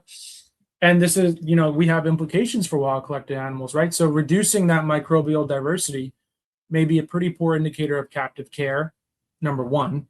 And number two is that's pretty, if you're, again, not really a herpetoculturist, but for conservationists and head starting programs, if you look at the diversity before release and it's pretty poor, you might not, that might be a poor prognostic indicator for release. Another thing is, optimizing husbandry parameters like our diets, our temperatures, humidity, stress reduction, hide boxes, enrichment, blah, blah, blah, all this stuff likely have an influence on, at least in our EIS, our Eastern indigo snakes, gastrointestinal tract microbiome communities. So that is important. It's, this all likely has a captivity has an effect. We could see the difference here, and it's in other studies as well. Quarantine, we can't stress this enough. 3 to 6 months minimum, preferably longer. I debate on talking about this, but I'm going to refer you, if you talk, so I did go back and listen to James' podcast on Snake Talk, and he did talk about it, so I'm just going to say something. There's not a lot of studies on crypto, a lot of them were in the 90s when kind of HIV and AIDS were a little more prevalent. There was less treatment than it was now, but so there's a little more funding going on all around for this. But they did look at the time, I think it was in the 90s or early 2000s, they call pre-patent period. It just, think of it just like the incubation period of Cryptoserpentis going from the oocyst to then being shut out. And that whole life cycle, the establishment of the more mature phases and everything, in that study, which again looked at acid fast staining, which really is not that sensitive of a test. No one really uses that these now. PCR is much better. But that study said that it took around 3 to 6 months for those snakes to start showing symptoms and shed of crypto and start shedding it. Now, I don't want to ruffle anyone's feathers because people are going to take this the wrong way, but that paper is out there. Dr. Bogan did talk about it in his podcast, so I then felt the confidence to just bring it up in mine. The point is that it could take a lot longer, so be smart. Now, consulting with other people, we actually think it's shorter. It really doesn't take 3 to 6 months, but that's the only paper we have, right? No one else has looked at it, so you have to go with what. This is like evidence-based medicine. You have to go with the literature says, and this is what that one paper says. I think it's sooner. I do, and speaking with other people too, they support that as well. But we really don't know, and I think it also is depends on the individual and your conditions. Again, we spoke about this throughout the whole freaking episode, but negative cloacal swabs do not rule out gastric cryptosporidium. Okay. Healthy snakes can be asymptomatic carriers and intermittently shed. You ideally want multiple swabs for testing. Ideally, a vet could get if you don't have, a lot of people would feel intimidated getting a gastric biopsy, but even a stomach wash would be even better than a rectal or poop swab. Keep in mind, a lot of these organisms we spoke about are zoonotic. As long as your immune system is functioning well, and you wash your hands, you should be fine. But if you have younger people working with these animals, the elderly, the immunocompromised, it is important that they're aware. And one other thing that's come up is, probiotics. Do they help establish a healthy gut microbiome before head starting, or vice versa? The poultry industry, when we do comparative medicine, especially in species that are studied, not a lot of information is available. So we then start comparing to other species, and poultry uses probiotics all the time because you can't use antibiotics. You know, everything always says antibiotic free. Well, guess that? That's a federal law. You can't use antibiotics. So what they do is they put in probiotics, and the probiotics help a lot with growth and stimulating a healthy microbiome. And I don't need to go into this, but look at the poultry research on probiotics. I'm very interested to see, you know, if that makes a difference, you know, in our captive or wild population, like head started populations. I don't know. Anyway, guys, I just want to thank you. This was fantastic. I had some references there, but I hope I didn't confuse people too much. I understand it is very confusing, but thank you for the opportunity. It's been great. I'm going to end this. So I want to say one more thing. First of all, great job, man. Yeah, absolutely. Thank you. This is definitely the most scientific episode of CCR we've ever done. So, and I don't know why we're not kicking over. So Max, if you can fix something, but the big takeaway that I had, thank you, Max. When I remember we were writing the paper, we're getting the results. My wife is a microbiologist. So she was, normally I write something and she's like, that's cool, dear, and doesn't read it at all. This is the first thing I've ever worked on in my career where she was like, get out of the way, grabbing the computer and reading everything. She thought it was awesome. But I always thought prior to this, you get crypto. Crypto is what could be causing all this, you know, crypto directly is causing the symptoms. But then my ecologist brain got to work with this, with the alpha diversity and the beta diversity. And what may be happening with crypto is the crypto might be setting the stage for the bacteria and the fungi we were talking about to roll in. And then they're what's actually causing all the havoc. Or crypto plus the two bacteria in this case, plus the fungi, they're working synergistically together. And that's what's leading to all the bad. Plus the pathological changes associated with the narrowing gut lumen and everything else. You know, I didn't talk about it here because it'd be inappropriate, but I hope, you know, the treatment options right now is so limited. I know that after speaking with Oz and then looking it up, you know, there's this guy at Michigan. They did an article on crypto and Gila monsters, and he wanted to give back because the Gila monster has, again, with Ozempic, revolutionized this, you know, the GLP-1 craze. And one of the Gilas ended up coming down with crypto, and you know, Gilas are very susceptible to it. And Oz, and he spoke about this on your podcast as well, but I'm hoping the researchers, I think they're at Michigan, they seem to be on the front lines of trying to find something. And I know James has been working for years now. I think he's like tested over 7, 8 now novel drugs to try to figure something out. But just seeing how complicated this is, you know, it's not a one size fits all approach. It'd be cool if you could target, the fungal component and the bacteria, and then the crypto itself. But again, you don't want to overload the system too with all these antifungals, antibiotics, protozoals. You're going to have a massive effect on the gut microbiome because of that. That could cause some serious dysbiosis and imbalance. So, there's a fine line, but I'm hoping, in the next 5 to 10 years, something will be out there, because this is just wrecking collections. And if you're not smart, if you don't quarantine properly, if you're not using the appropriate PPE, this really could spread like a wildfire if you're not careful. And talk about, I spoke about this in other podcasts, but protecting your investment. You need, when you're spending thousands of dollars, Clint, this is your lifeline. This shit's scary. Sorry, I should curse on this podcast, but it is scary. It's scary shit. It's not, this is not like an FDIC insured bank or something. No. Where this is, you could have insurance policies on the business itself, but racehorses you could insure. It's just this is different, this is not, you could lose a lot really quickly. So you need to be smart about it.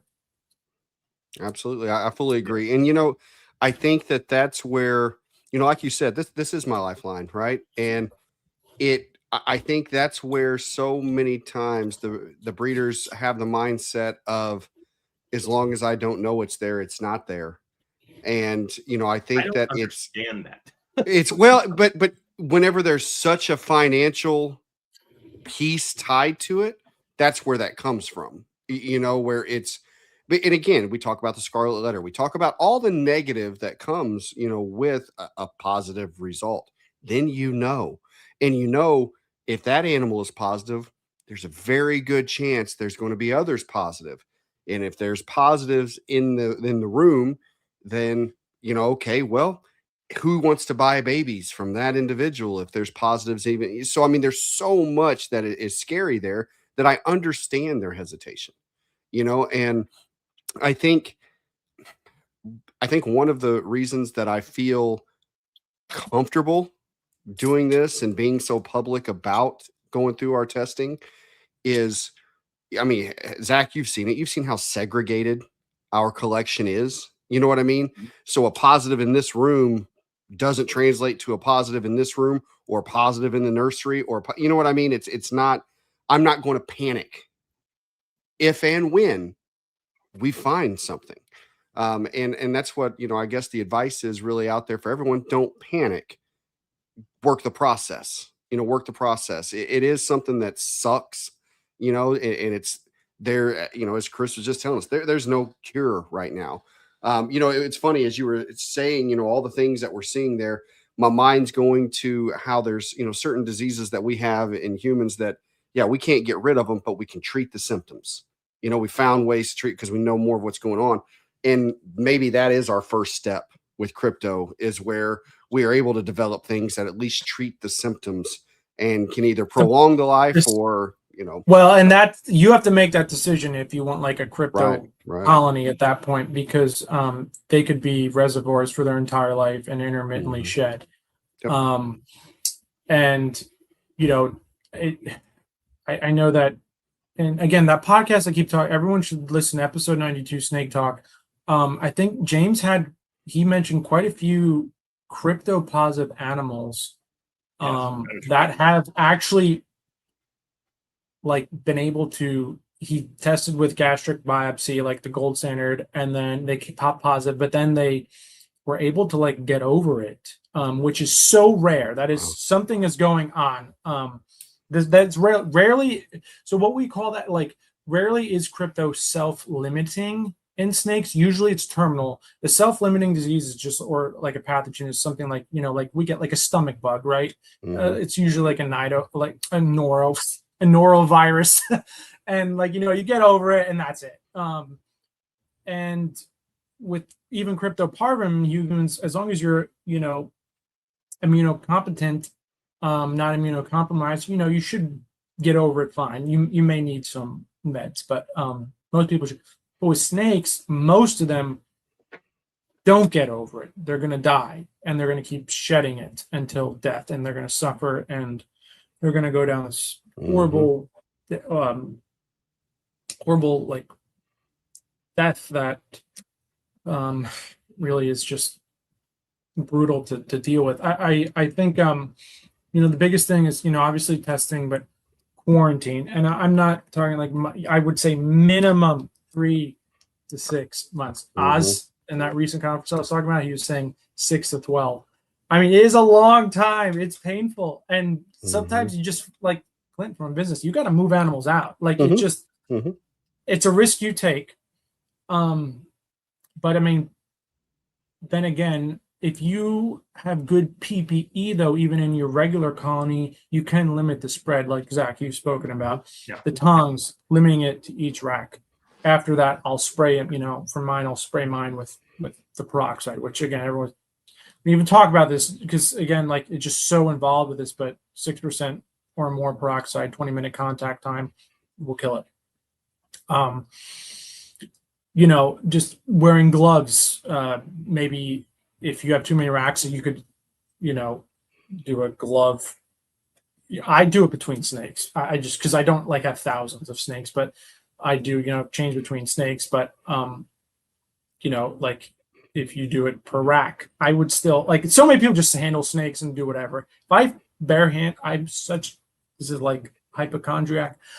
I will go to the freaking bathroom, and this is why it takes me forever to feed, is because if I touch something with my bare hands, whether it's a bowl or something else, I don't have gloves on, I will go then back to the bathroom and wash my hands and then come back. I am a sicko when it comes to this shit because I'm paranoid about pathogens because I'm a veterinarian. But I've had it pop up in quarantine before. I've had it, but typically it comes up quick. Like I just like you could tell. Thankfully nothing has spilled over. But that's, again, I just keep saying the importance of quarantine. Then I'll euthanize. I don't want that around here. But who knows? I had quite a few snakes. When you have over X amount of snakes, no one really knows. Probably it's going to be an asymptomatic shedder somewhere in that group. But look, 2 out of 30 were shedding. Yeah, Zach and I have often said that. I mean, we're kind of, and again, we don't have the statistical, data to support this. It's just a gut feeling, but it's almost like if you've got over 100 colubrids, it's probably there. Crypto loves colubrids. Crypto and colubrids are like hand in glove, and we all know that, and that's just one of the unfortunate parts of owning them is that they're. And I wish there was some susceptibility tests. Like I'm sure there are some species of colubrids specifically that are way more susceptible to crypto than others. And that's what we are looking to find out with this. This is all anecdotal data, though. This is just empirical. Like we just talk about it, but like there's nothing to. This is evidence-based medicine. It's very important because that's how certain treatments can then be targeted like later on. Yes. So anyway, I could talk about it for a while. I do know a lot about crypto, but James, Dr. Bogan is the guru, and just my collaborators like Mark and Nina, Zach, thank you for helping out on this and being supportive, the whole process. And then Matt, and Michelle, I thank them all. They were instrumental in this project. Well, cool.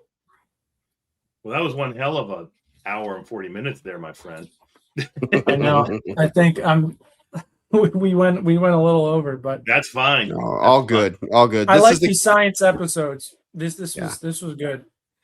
Well, and this is definitely a topic that, really, we're a colubrid podcast. This is the big topic everybody's always asking questions on.